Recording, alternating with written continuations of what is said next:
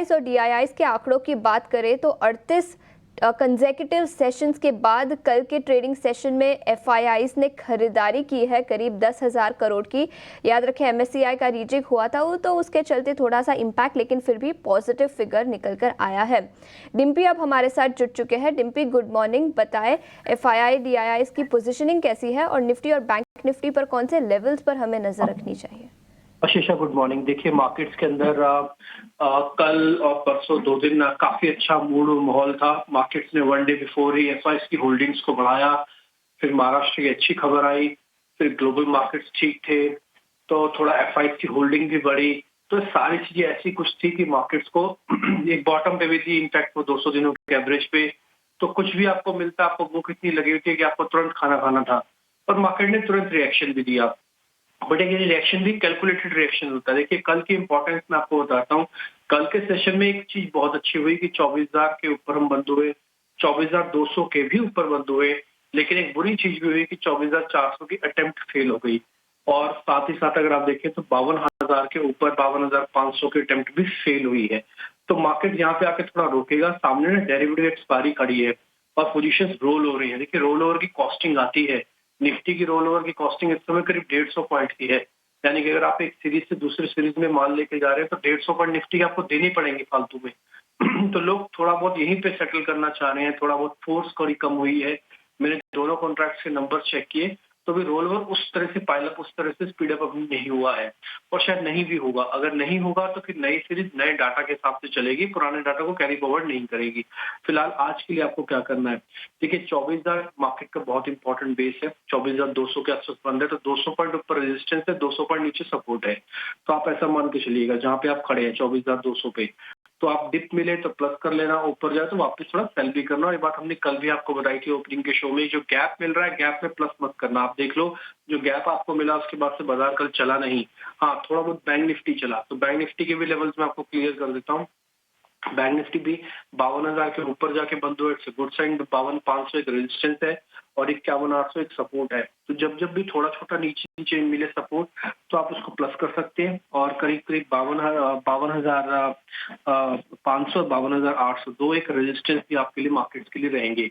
कुल मिला के कहने का मेरा मतलब ये है कि अगर आप इस कॉन्ट्रैक्ट का, नवंबर का कॉन्ट्रैक्ट लेके आप बैठे हो और आपको लग रहा है कि आपने 200 दिनों के एवरेज पे बॉटमिंग की थी, थोड़ा बहुत पैसा आपके पास अब आ रहा है उस बॉटमिंग करने का, तो आप चाहो तो एक प्रॉफिट बुकिंग भी कर सकते हो। ये आपकी कॉल है, ये मेरे पास कॉल नहीं है इसकी देने के लिए। दूसरा पॉइंट, अगर आप इसको कैरी फॉरवर्ड करना चाहते हो फिर ट्रेलिंग स्टॉप लॉस से कैरी फॉरवर्ड भी कर सकते हो। ऐसा नहीं कि बाजार के अंदर फ्यूजन कम हो गया है।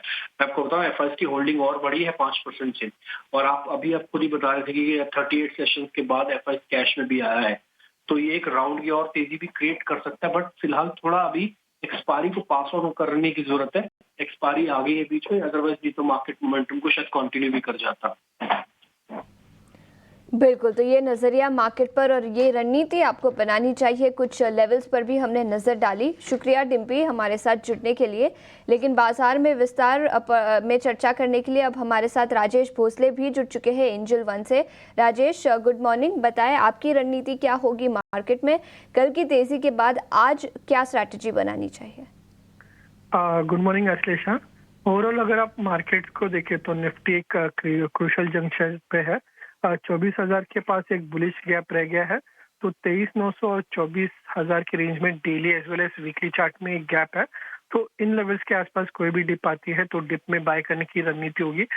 ऑन द हायर साइड अगर आप देखें तो 24,400 24,500 यहाँ पे काफी क्रूशल एवरेजेस है, जैसे 50 ईएमए 89 ईएमए।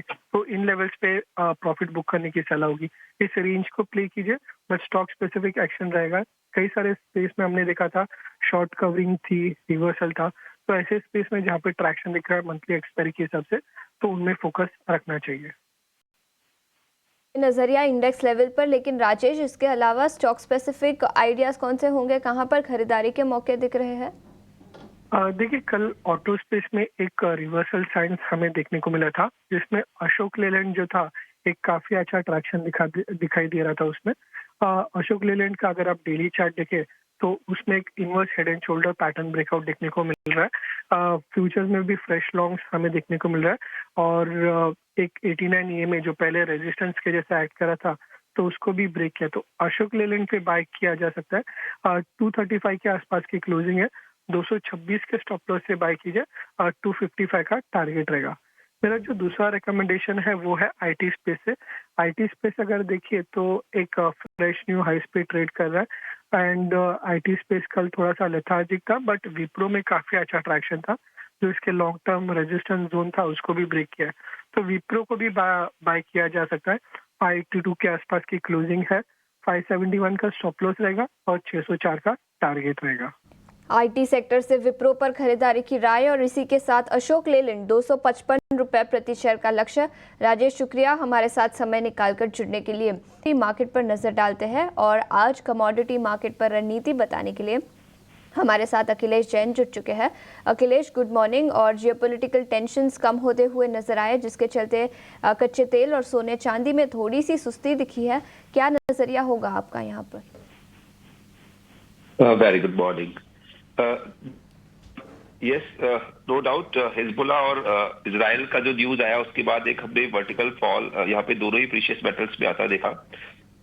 और यहाँ पर अगर अदर कंसर्न की बात करें तो वो डिनाई नहीं कर सकते कि जो गोल्ड जो डॉलर इंडेक्स है वो हमने 100 से 107 प्लस तक आता देखा।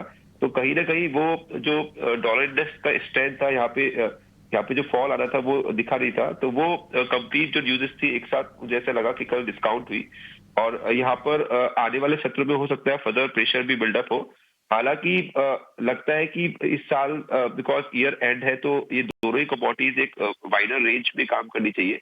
हमने पिछले कुछ सत्रों में 2545 के आसपास से गोल्ड को बनाते हुए देखा था जो 2700 के ऊपर गई थी। वही हमने वापस से कल के सत्रों में 2700 के आसपास से यहाँ पे एक स्ट्रेट फॉल भी देखा। तो मेरे को लगता है मिला जुला कारोबार रहेगा और यहाँ पे दोनों ही साइड की अपॉर्चुनिटी हो सकती है।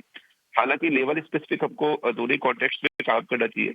गोल्ड स्पेसिफिक बात करें तो कॉमेक्स रेफरेंस स्पॉट यहाँ पे ध्यान रखें। 2628 के आसपास एक कॉन्ट्रैक्ट अभी ट्रेड करा रहा है। मुझे लगता है कि आज दिन के सत्रों में 2630 के ऊपर अगर ये गोल्ड मेंटेन करता है तो देयर इज अ पॉसिबिलिटी कि यहाँ से $40-50 का पुल बैक आते हुए हमको दिखे। तो अगर 2630 के ऊपर गोल्ड मेंटेन रहता है तो 2610 का स्टॉप लॉस ध्यान रखिए, यहाँ पे बाय कर सकते हैं। 2660 के आसपास तक के लक्ष्य दे सकते हैं। वही M6 स्पेसिफिक लेवल्स की बात करें तो मुझे लगता है कि 75 450 500 वुड बी द हर्डल। अगर प्राइसेस के ऊपर जाते हैं तो यहाँ पर एक बार शॉर्ट टर्म रिकवरी मॉर्निंग के सत्र में देखने को मिल सकती है।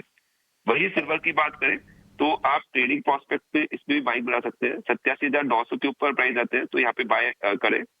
87,600 का इसमें स्टॉप लॉस प्लेस करें।